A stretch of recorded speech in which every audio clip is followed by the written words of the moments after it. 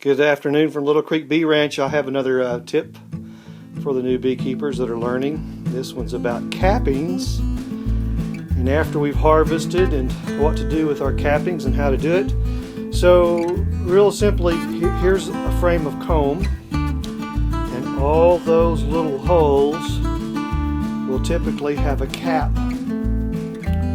When the bees have filled it with nectar and cured it,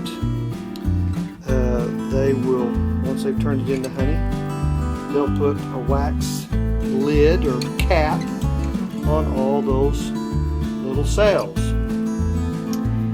In order for us to spin the honey out, all those caps, you can see some of them are still attached, we have to get the caps off, and sometimes, let's see, here's a cappings fork, and there's some wax on it. We'll scrape off those cappings. We'll scrape off, or we can scratch them off. However, it doesn't really matter. But the cappings have got to come off. That's the point I'm saying to you. There's all those little lids. There's one, two. They've got to come off, or the honey's not coming out.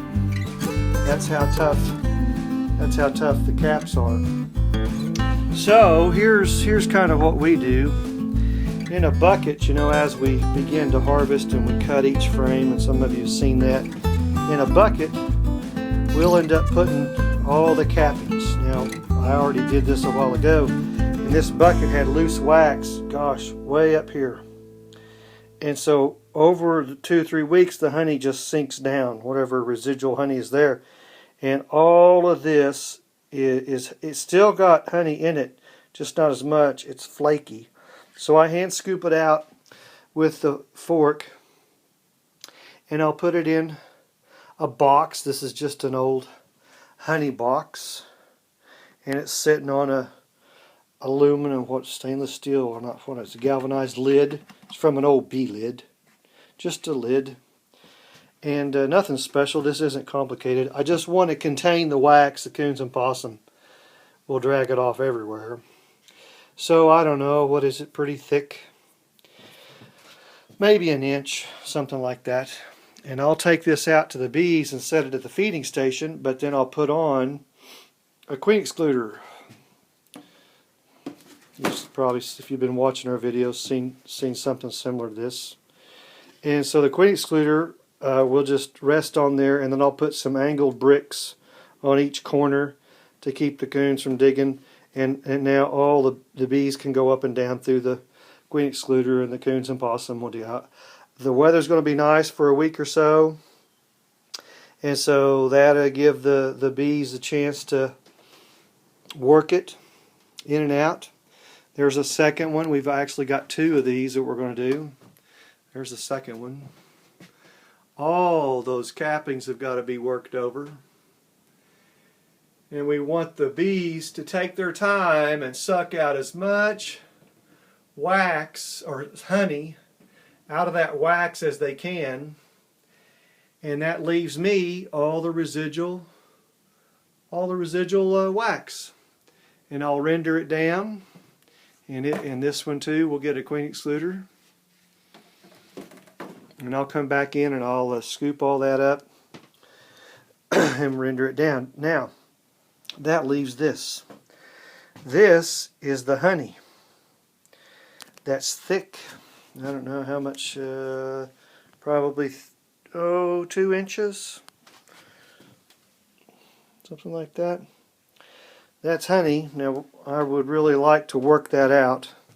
So I will have to scoop it with a spoon. It's thick. It's packed in there. That's all the packed honey.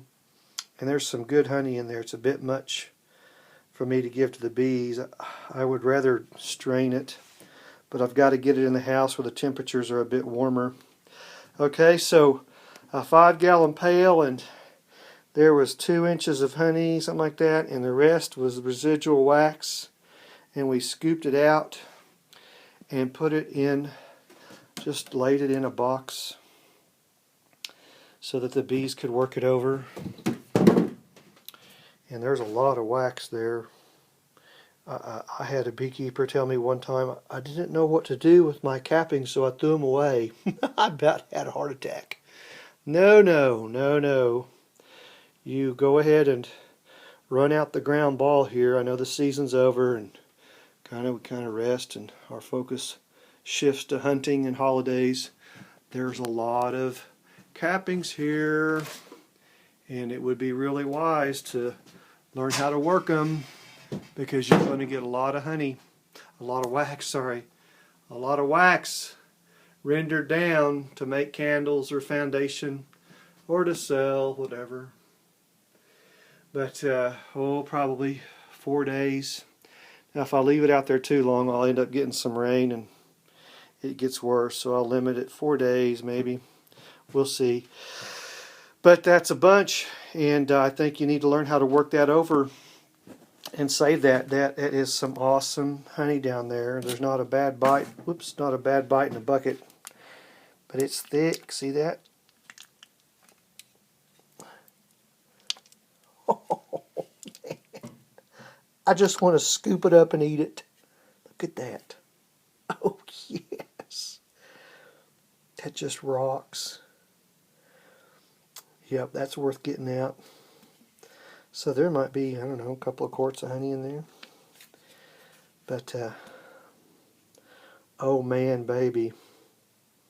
Yep, that rocks. I'll be taking a chunk of this as soon as I shut this video off. Hey, y'all have a good day. I got some honey to eat. I'll talk to you later. Bye for now.